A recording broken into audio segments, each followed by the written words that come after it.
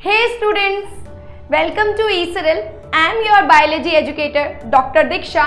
तो बच्चों, आज का ये वीडियो उन स्टूडेंट्स के लिए है जो कि बोर्ड एग्जाम की प्रिपरेशन कर रहे हैं पर जिनके टॉपिक्स अभी कवर ही नहीं हुए हैं, जिनका रिवीजन तो छोड़ो अभी पढ़ना भी स्टार्ट नहीं किया।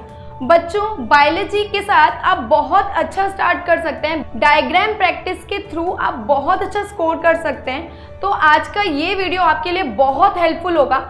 जिन बच्चों ने अभी तक चैनल को सब्सक्राइब नहीं किया है तो प्लीज़ सब्सक्राइब कर दें, बेल आइकन को प्रेस कर दें ताकि मेरी जो वीडियोज़ हैं आप तक जल्दी पहुंच जाए। तो हम स्टार्ट करते हैं आज का वीडियो, लेट नहीं करते। आज का वीडियो है इम्पॉर्टेंट डायग्राम्स इन बायोलॉजी, है ना। बायोलॉजी के साथ प्लस पॉइंट ये है कि बायोलॉजी में अगर आप डायग्राम प्रैक्टिस बहुत अच्छे से कर गए ना तो आपके कॉन्सेप्ट भी क्लियर हो जाते हैं और बहुत सारी टर्म, कुछ बच्चों को ये प्रॉब्लम होती है कि मैम हमें बायोलॉजी में टर्म याद नहीं होते, तो इनसे आपके टर्म भी इजीली कवर हो जाएंगे, है ना।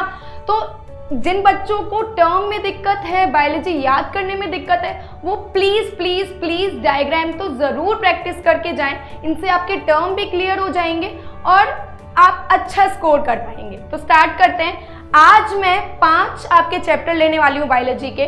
पहला चैप्टर है लाइफ प्रोसेसेस, पहला चैप्टर है बायोलॉजी का।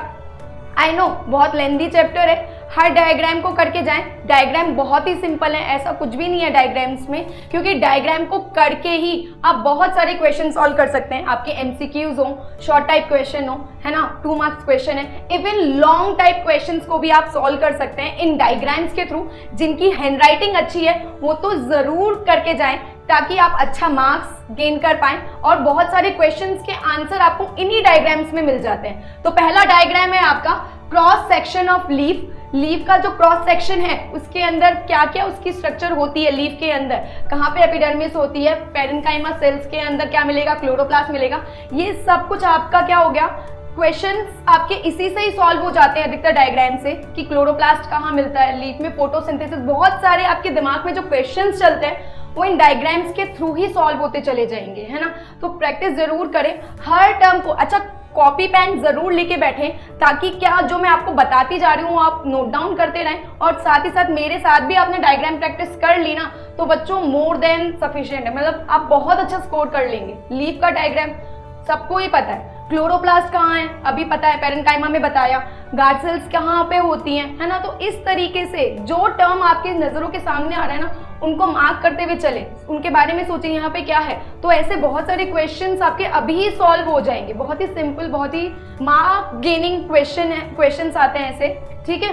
नेक्स्ट है स्टोमेटा का क्लोजिंग एंड ओपनिंग, कि जैसे ही प्लांट के अंदर लीफ के पास वाटर कंसंट्रेशन ज्यादा हो जाती है तो स्टोमेटा कैसे ओपन हो जाता है और जब वाटर कंसंट्रेशन कम हो जाती है तो ये क्लोज हो जाते हैं। One of the most important question है ये, बार एग्जाम्स में आता है ऐसा क्वेश्चन कि स्टोमेटा का क्लोज कैसे होते हैं, स्टोमेटा ओपन कहाँ पे होते हैं। तो यहाँ पे आपको दिखाया गया है स्टोमेटा की structure, open and close, chlorophyll मिलते हैं, है ना। कहाँ पे होते हैं स्टोमेटा, लीफ की लोअर सरफेस पे ज्यादा होते हैं। क्यों ज्यादा होते हैं, क्योंकि क्या होता है ट्रांसपिरेशन रेट कम हो जाएगा इसकी वजह से। अगर अपर सरफेस पे होंगे तो ट्रांसपिरेशन उतना ही ज्यादा होगा, है ना बच्चों, है ना। तो ये सारे डायग्राम करते चले जाएं, मेरे साथ ही प्रैक्टिस करें, है ना। बेन शेप में स्ट्रक्चर होती है ये। थर्ड डायग्राम है कि न्यूट्रिशन इन अमीबा।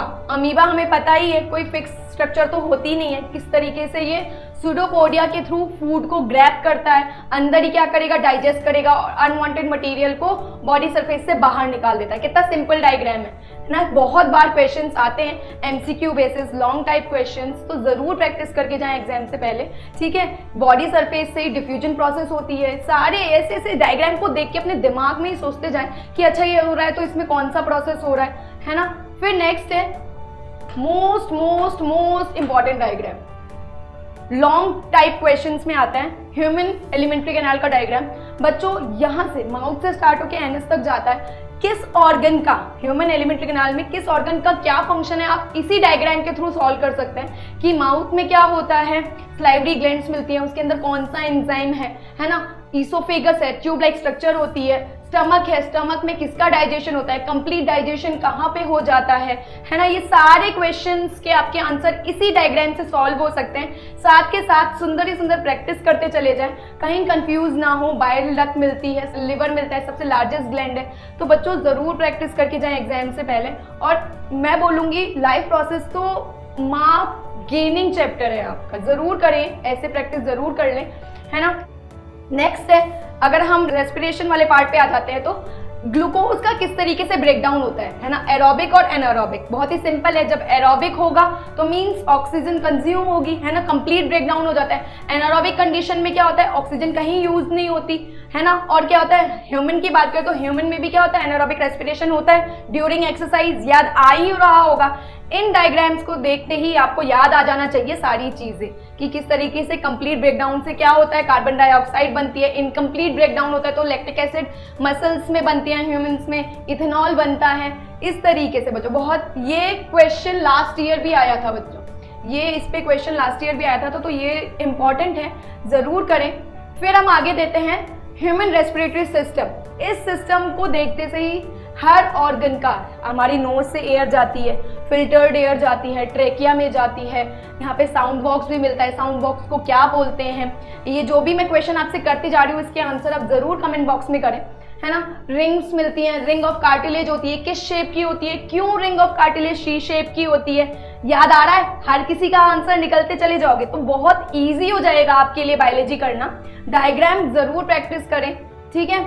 लंग्स होता है, यहाँ पे लंग्स के बीच में ही हार्ट मिलता है, अभी हार्ट की बात भी करेंगे।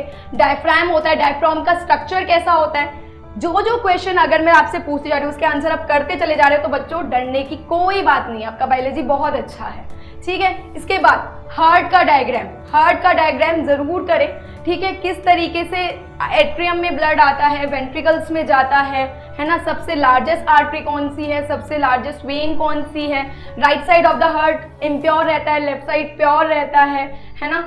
जो अपनी बॉडी सेल्स है, बॉडी पार्ट है, वहां से ब्लड किस वेन के थ्रू आता है, इंफीरियर और सुपीरियर वेना केवा के थ्रू आता है, फिर जाता है वेंट्रिकल्स में, वेंट्रिकल्स के थ्रू फिर क्या जाएगा, लंग्स में जाएगा प्योर होने के लिए, कौन सी आर्टरी के थ्रू जाता है। तो ये सब कुछ आपको याद आ जाना चाहिए डायग्राम देखते से ही, मेरे साथ ही साथ प्रैक्टिस करते हुए चले जाओ, ठीक है। उसके बाद फंक्शनिंग, हार्ट की फंक्शनिंग, ठीक है। Representation of transport and exchange of oxygen and carbon dioxide, किस तरीके से ऑर्गन एंड लंग्स के बीच में एक्सचेंज होता है ना। इस डायग्राम से आपको याद आ जाना चाहिए, जैसे बॉडी सेल से वाना केवा के थ्रू कहाँ आ रहा है, राइट एट्रियम में ब्लड आ रहा है, फिर कहाँ जा रहा है, लंग्स में जा रहा है, लंग्स में प्योर होके कहाँ पे आ रहा है, पल्मोनरी वेन के थ्रू कहाँ आ रहा है, लेफ्ट एट्रियम में आ रहा है, फिर लार्जेस्ट आर्टरी एओर्टा के थ्रू बॉडी सेल्स में पहुंच रहा है ना। फिर representation of transport and exchange of oxygen, ये वाला, ये सिंपल डायग्राम जो आपको यहाँ पे दिखाया गया है, अगर आपने इसके साथ ये भी प्रैक्टिस कर लिया तो फंक्शनिंग ऑफ हार्ट में तो आपका कोई क्वेश्चन गलत नहीं होगा।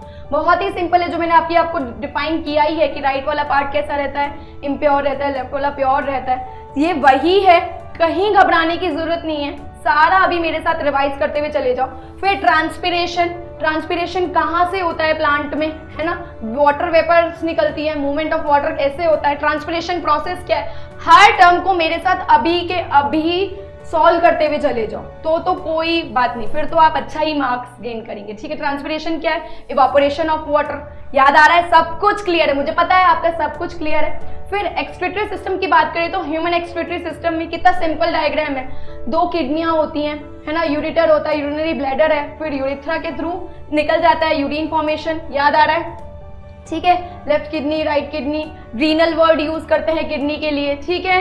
फिर इसमें nephron, one of the most important, इनमें से क्वेश्चन आते हैं बच्चों, जिनको मैं मार्क कर रही हूँ पक्का क्वेश्चन आते हैं। नेफ्रॉन की स्ट्रक्चर, ग्लोमेरुलस क्या है ना, bundle of blood capillaries nephron बोलते हैं, यहाँ पे कप शेप में स्ट्रक्चर होती है जिसे बॉमन कैप्सूल्स बोलते हैं, किडनी में होता है ये सब कुछ, है ना, नेफ्रॉन, क्योंकि फिल्ट्रेशन का काम तो किडनी करेगी ना, है ना। यहाँ पे कलेक्टिंग डक्ट होती है ना, ये कैपिलरीज यहाँ पे एक्सचेंज होता चला जाता है, ये वाला पार्ट सब कुछ याद आ रहा है, DCT, PCT, loop of Henle, सारे वर्ड सब कुछ अभी यहीं पे क्लियर करते हुए चले जाएं। प्लीज अपनी नोटबुक में नोट डाउन करते चले जाएं, जो वर्ड मैं बोल रही हूँ एटलीस्ट उनको तो सॉल्व करते चले जाएं, बहुत अच्छे मार्क्स आएंगे आपके, ठीक है। फिर हम सेकंड चैप्टर की तरफ आगे बढ़ते हैं, कंट्रोल एंड कोऑर्डिनेशन।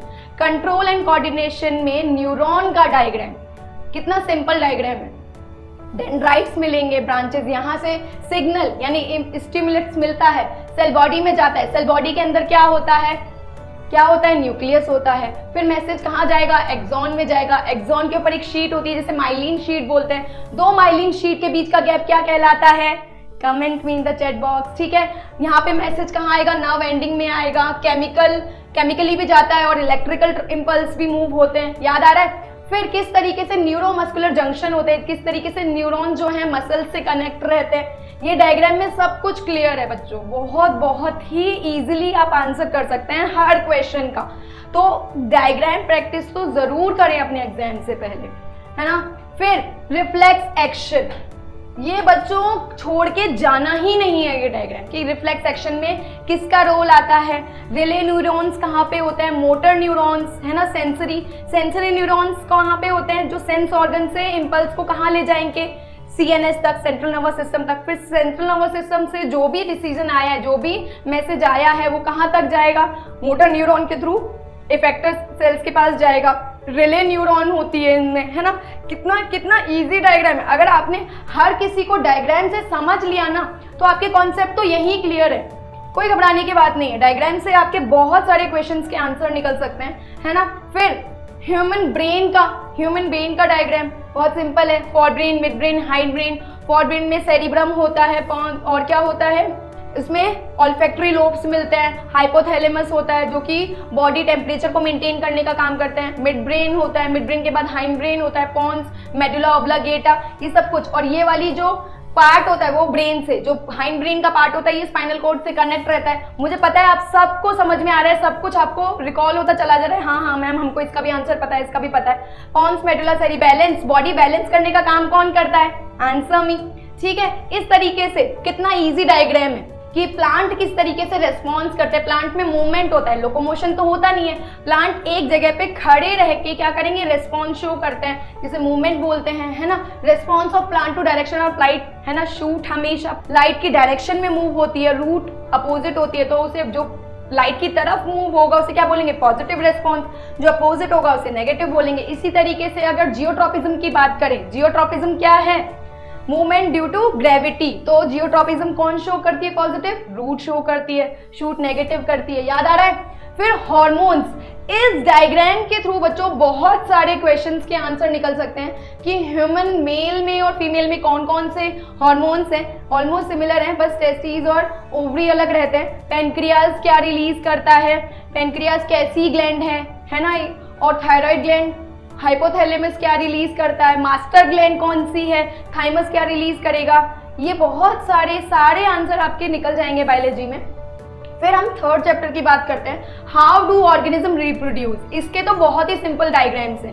पहले देखे जाए तो एसेक्सुअल रिप्रोडक्शन की बात करें तो सिंपल ऑर्गेनिज्म क्या करते हैं, एसेक्सुअल रिप्रोडक्शन करते हैं। जैसे हम बात करें अमीबा की, बाइनरी फिजन मिलेगा। मल्टीपल फिजन किस में मिलता है, प्लाज्मोडियम, मलेरिया कॉजिंग एजेंट में। फिर हम आगे बात करें फ्रेगमेंटेशन, स्पाइरोगायरा में। रीजनरेशन की बात करें तो प्लेनेरिया में। याद आ रहा है, सब कुछ याद आ रहा है, टिप्स पे हैं आपकी, मुझे पता है टिप्स पे है। जैसे ये अमीबा में दिखाया है, बाइनरी फिजन हो रहा है ना। लीशमानिया में हो रहा है ना। उसके बाद बात करें रीजनरेशन की, प्लेनेरिया में। इस तरीके से एक्सीडेंटली टूटने के बाद फ्रेगमेंटेशन एंड रीजनरेशन में क्या डिफरेंस है, ये भी हमने डिस्कस किया है। बट हाइड्रा में, हाइड्रा है ना।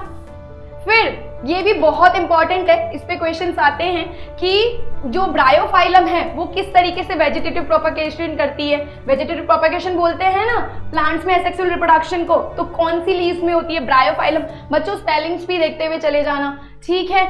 ये भी बहुत इंपॉर्टेंट डायग्राम है।